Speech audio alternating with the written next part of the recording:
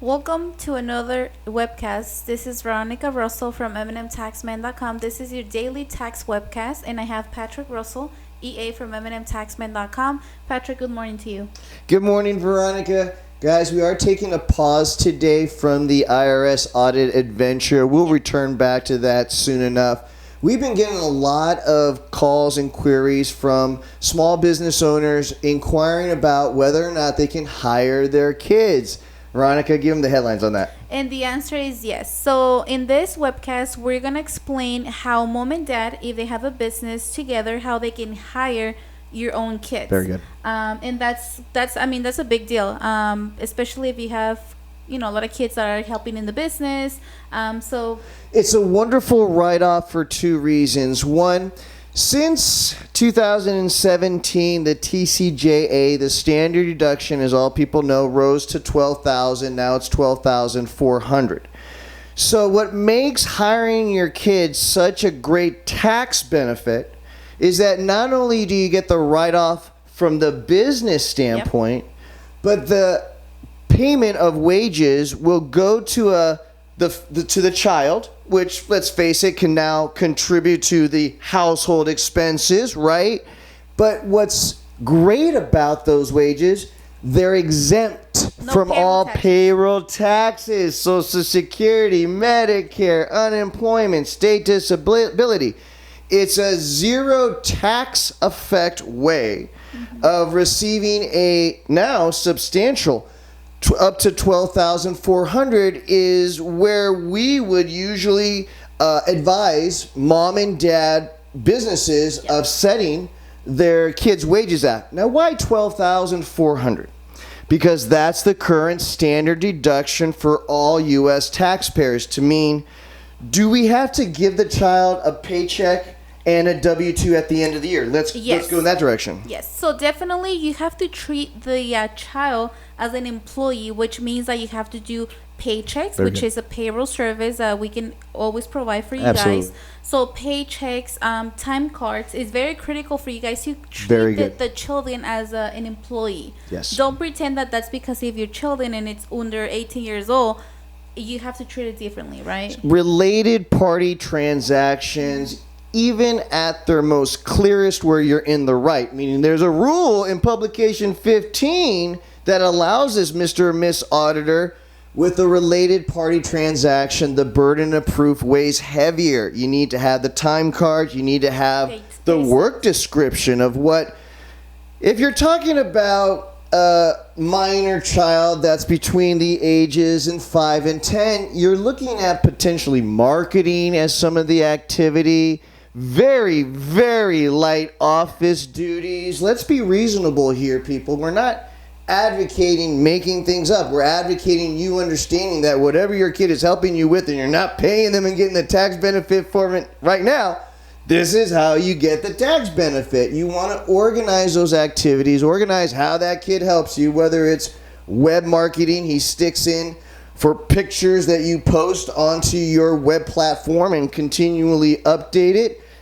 That's somebody that you would have to pay if you didn't have your kid doing it. So once again, it's just organizing, documenting, and now adding as an employee profile what you're already doing on the side with your mom and dad business. Now tell them, what kind of mom and dad business can you have? Perfect. So one of the businesses that you guys can form or create that will be an LLC, which is a multi-member LLC venture, which is husband and wife.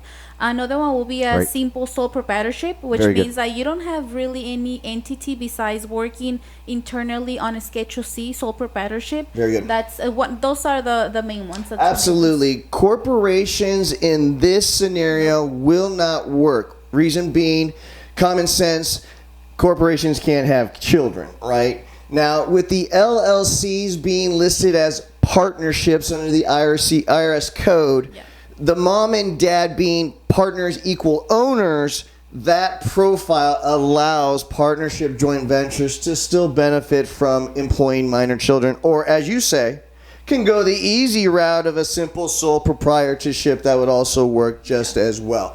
So great. One of those tax loopholes which really benefits you on both sides, You have an opportunity for the write-off on the business side, and then the money being able to come basically without a tax effect going through to the child, which can now help you with the household finances, which I believe is very reasonable, especially in this day and age. Depending on the age of the child, that would be the next thing we probably would talk about maybe in a later webcast. But once again, just to finish that thought, if you have a roofing company, you better have well-documented proof that a child of 13, 14, 15, and 16 is on a ladder, right? If that doesn't make sense, then you have to understand you are limited by your ability to use this tax loophole. But by and large, most businesses have an administrative function that your teenage son or daughter will be more than capable of helping you out on both ends. Especially now with social media, every company or Exactly. if you don't have social Marketing. media, that's that's the main thing. But Right. every kid knows about social media like the back of their hand. So that's one of the jobs that you can potentially give to your son or daughter.